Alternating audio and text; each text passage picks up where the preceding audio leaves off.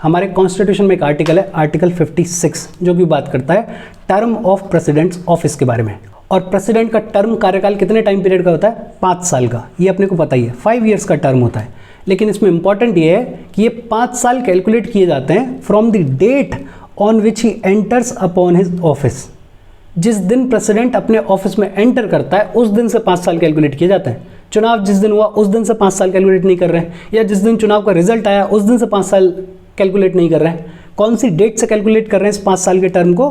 From the date on which he enters upon his office. और ये याद रखा जाए बिकॉज ये पूछा जाता है। अच्छा, प्रेसिडेंट को अगर किसी भी रीज़न की वजह से रिज़ाइन करना है तो प्रेसिडेंट अपना रेजिग्नेशन लेटर किसको देते हैं? वाइस प्रेसिडेंट को देते हैं। रेजिग्नेशन लेटर किसको दिया जाता है? वाइस प्रेसिडेंट को दिया जाता है। अच्छा, प्रेसिडेंट को रिमूव भी किया जा सकता है by the process of impeachment. इसके बारे में अपन बात करेंगे आर्टिकल 61 में। ये बात हुई आर्टिकल 56 की। एक चीज़ और ध्यान में रखो, the president can hold office beyond his term of 5 years until his successor assumes charge. वैसे तो अपन क्या कह रहे हैं कि प्रेसिडेंट का जो टर्म है वो कितने साल का है? 5 साल का है। लेकिन अगर मान लेते हैं कभी ऐसा हुआ कि आज किसी प्रेसिडेंट का कार्यकाल खत्म हो गया, लेकिन आज तक नए प्रेसिडेंट के इलेक्शन नहीं हुए हैं, नए प्रेसिडेंट के इलेक्शन होने में 1 और महीना लगना है, तो ये जो 1 और महीना है, एक्स्ट्रा 1 मंथ है, इसमें कोई नया प्रेसिडेंट तो है नहीं। तो होगा क्या कि जो एग्जिस्टिंग प्रेसिडेंट है वही इस 1 महीने में कंटिन्यू करेगा और प्रेसिडेंट बना रहेगा। तो ये वो सिनेरियो है जहां पे 5 साल के बियॉन्ड एक एग्जिस्टिंग प्रेसिडेंट रह सकता है ऑफिस में। लेकिन आमतौर पे ऐसा होता नहीं है, क्योंकि हमारे कॉन्स्टिट्यूशन में लिखा हुआ है कि प्रेसिडेंट का कार्यकाल खत्म होने से पहले इलेक्शन करवा दो, और यूजुअली करवा भी दिए जाते हैं। कभी ऐसी दिक्कत आई नहीं है कि एक्सटेंड करना पड़ा हो। लेकिन अगर बाई चांस कभी हो तो कर सकते हैं, एक्सटेंड कर सकते हैं। ऑफिस खाली नहीं रहेगा, जो एग्जिस्टिंग प्रेसिडेंट है वही काम करता रहेगा। इसके बाद आर्टिकल 57 क्या कहता है कि जो भी प्रेसिडेंट है ही इज़ एलिजिबल फॉर री इलेक्शन, री इलेक्शन के लिए एलिजिबल है, और जितनी बार चाहे उतनी बार प्रेसिडेंट बना जा सकता है, कोई दिक्कत नहीं है। हालांकि राजेंद्र प्रसाद बाबू के अलावा कोई भी ऐसा इंसान नहीं है जो कि 1 बार से ज़्यादा प्रेसिडेंट रहा हो। राजेंद्र बाबू भी 2 बार ही रहे। लेकिन हाँ, कॉन्स्टिट्यूशन ये कहता है कि कोई भी इंसान कितनी भी बार प्रेसिडेंट रह सकता है, कोई दिक्कत वाली बात नहीं है। यूएस में ऐसा नहीं है। यूएस में एक आदमी सिर्फ ज़्यादा से ज़्यादा 2 बार प्रेसिडेंट रह सकता है, उससे ज़्यादा नहीं रह सकता। पहले हुआ करता था, लेकिन अब उनके कॉन्स्टिट्यूशन में यही है कि सिर्फ 2 बार ज़्यादा से ज़्यादा यूएस में एक आदमी प्रेसिडेंट रह सकता है। और ये बात हुई article 56 term of president office के बारे में। इसके बाद बात आती है आर्टिकल 61 के बारे में। और 61 क्या कहता है? Procedure for the impeachment of the president. President को रिमूव करना है, अपने ऑफिस से निकालना है, तो उसके लिए टर्म यूज़ किया जाता है इम्पीचमेंट। और प्रेसिडेंट को इम्पीच करने का क्या प्रोसीजर है उसकी बात की गई है आर्टिकल 61 में।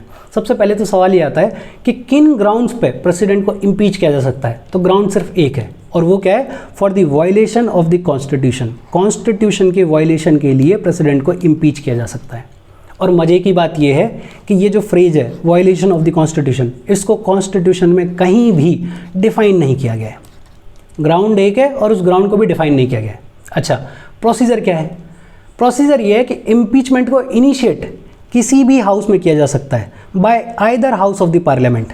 पार्लियामेंट के किसी भी हाउस में, लोकसभा या फिर राज्यसभा, किसी भी हाउस में प्रेसिडेंट को इम्पीच करने का प्रोसीजर इनिशिएट किया जा सकता है। लेकिन एक शर्त है। शर्त क्या है? कि अगर इनिशिएट भी करना है तो कम से कम 1/4 मेंबर्स ऑफ दैट हाउस का सपोर्ट चाहिए, सिग्नेचर चाहिए।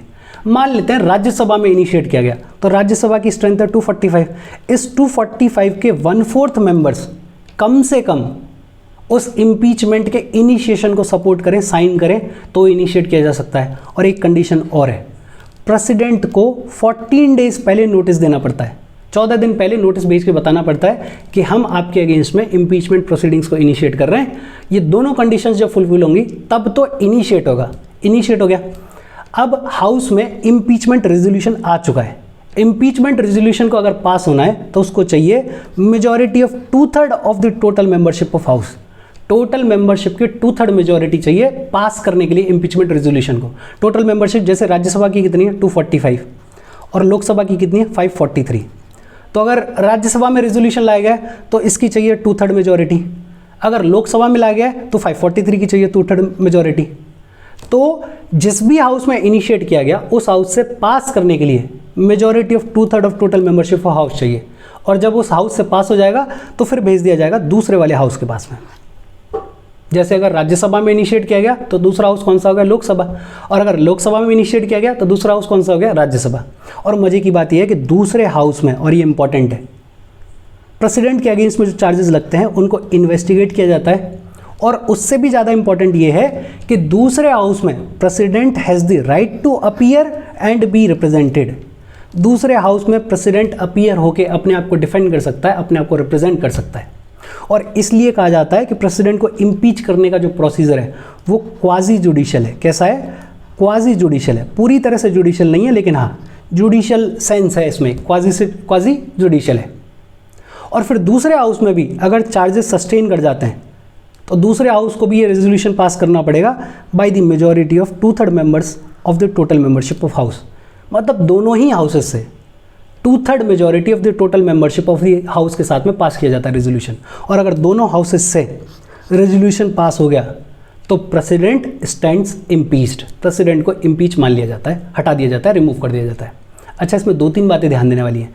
अपन ने इलेक्शन ऑफ द प्रेसिडेंट पढ़ा हुआ है, और प्रेसिडेंट के इलेक्शन में लोकसभा और राज्यसभा के नॉमिनेटेड मेंबर्स पार्टिसिपेट नहीं करते हैं, लेकिन इम्पीचमेंट में नॉमिनेटेड मेंबर्स पार्टिसिपेट करते हैं। लोकसभा और राज्यसभा दोनों के नॉमिनेटेड मेंबर्स भी पार्टिसिपेट करते हैं।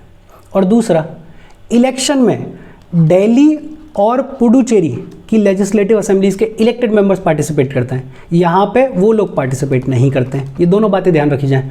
और तीसरा ये कि आज तक हमारा कोई भी प्रेसिडेंट इम्पीच नहीं किया गया है। ये 2-3 बातें याद रहेंगी।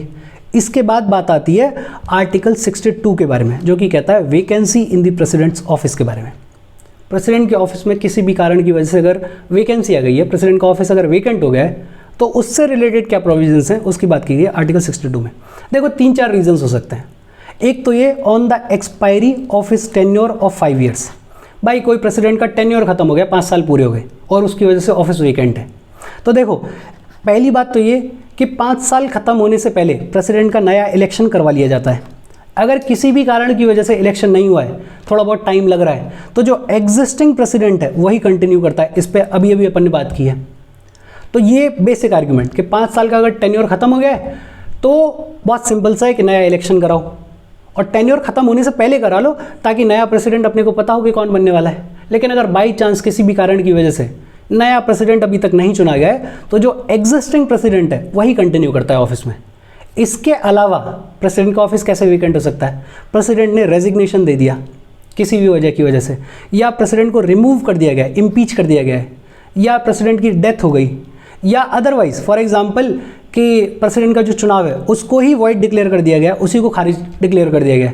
तो इन सभी कारण की वजह से अगर वैकेंसी आ रही है तो फिर क्या करेंगे? तो फिर उसका बड़ा सिंपल सा सॉल्यूशन है कि दोबारा से इलेक्शन करवाओ विद इन 6 मंथ्स। जिस दिन प्रेसिडेंट का ऑफिस वेकेंट हुआ उसके विद इन 6 मंथ्स में दोबारा इलेक्शन करवाओ, और जो भी नया इलेक्टेड प्रेसिडेंट होगा वो फिर अगले 5 साल के लिए प्रेसिडेंट बन जाएगा। होता क्या है, जैसे अमेरिका में अगर कोई प्रेसिडेंट 1 साल के बाद एक्सपायर हो गया और वहाँ पे प्रेसिडेंट का टेन्योर होता है 4 इयर्स का, तो 1 साल के बाद एक्सपायर हो गया तो जो नया प्रेसिडेंट बन रहा है चुना नहीं जाता, वाइस प्रेसिडेंट ही प्रेसिडेंट बन जाता है वहाँ पे, वो सिर्फ 3 साल के लिए प्रेसिडेंट बनता है। जो रिमेनिंग टाइम पीरियड है उसके लिए प्रेसिडेंट बनता है। हमारे यहाँ पे ऐसा नहीं है। हमारे यहाँ पे वेकेंट अगर ऑफिस हो गया प्रेसिडेंट का तो 6 महीने में इलेक्शन कराने, और जो नया प्रेसिडेंट चुन के आएगा वो अगले 5 साल के लिए प्रेसिडेंट रहेगा, पूरे 5 साल के लिए। अच्छा, 6 महीने में इलेक्शन करवाने हैं तो कुछ टाइम पीरियड तो ऐसा है जब ऑफिस वेकेंट है, उस टाइम पीरियड में क्या होगा? उस टाइम पीरियड में vice president acts as a president. उस टाइम पीरियड में वाइस प्रेसिडेंट जो है वो प्रेसिडेंट की तरह से काम करता है। और अगर वाइस प्रेसिडेंट का ऑफिस वेकेंट है, वाइस प्रेसिडेंट ही अवेलेबल नहीं है, तो फिर कौन बनेगा? फिर chief justice of India president की तरह से एक्ट करता है। और अगर चीफ जस्टिस ऑफ इंडिया भी अवेलेबल नहीं है तो फिर कौन करेगा? सुप्रीम कोर्ट का जो भी सीनियर मोस्ट जज अवेलेबल होगा वो प्रेसिडेंट की तरह से एक्ट करेगा। और चाहे वाइस प्रेसिडेंट प्रेसिडेंट की तरह से एक्ट करे, चाहे chief justice of India president की तरह से एक्ट करे, या कोई भी सीनियर मोस्ट जज प्रेसिडेंट की तरह से एक्ट करे, इसको सारी सुविधाएं मिलेंगी जो प्रेसिडेंट को मिलती हैं। जैसी प्रिविलेजेस, जैसी इम्यूनिटीज़, जैसे अलाउंसेस, जैसे एमोल्यूमेंट्स प्रेसिडेंट को मिलते हैं वो सारे इनको भी मिलेंगे जो कि प्रेसिडेंट की तरह से एक्ट कर रहे हैं। अच्छा, एक चीज़ ध्यान रखना, एम हिदायतुल्लाह इकलौते ऐसे चीफ जस्टिस ऑफ इंडिया हैं जिनको कि प्रेसिडेंट की तरह से एक्ट करने का मौका मिला। वीवी गिरी जब प्रेसिडेंट के इलेक्शन के लिए खड़े हुए तो उन्होंने अपने ऑफिस से रिज़ाइन कर दिया, और उस ड्यूरेशन में सिचुएशन कुछ ऐसी थी कि वाइस प्रेसिडेंट थे नहीं, तो एम हिदायतुल्लाह जो कि चीफ जस्टिस ऑफ इंडिया थे, 11 चीफ जस्टिस ऑफ इंडिया थे, उनको मौका मिला प्रेसिडेंट की तरह से एक्ट करने का। और अच्छा, 2 प्रेसिडेंट्स हमारे ऐसे हैं जो कि ऑफिस में एक्सपायर हुए हैं। एक का नाम है डॉक्टर जाकिर हुसैन साहब, जो कि हमारे 4th प्रेसिडेंट थे, और दूसरे का नाम है फ़खरुद्दीन अली अहमद, इमरजेंसी के टाइम पे जो हमारे प्रेसिडेंट थे। ये 2 प्रेसिडेंट ऐसे हैं जो कि ऑफिस में रहते हुए एक्सपायर हो गए। और यही आज की अपनी बातचीत है। कोई डाउट हो please comment. Thank you very much.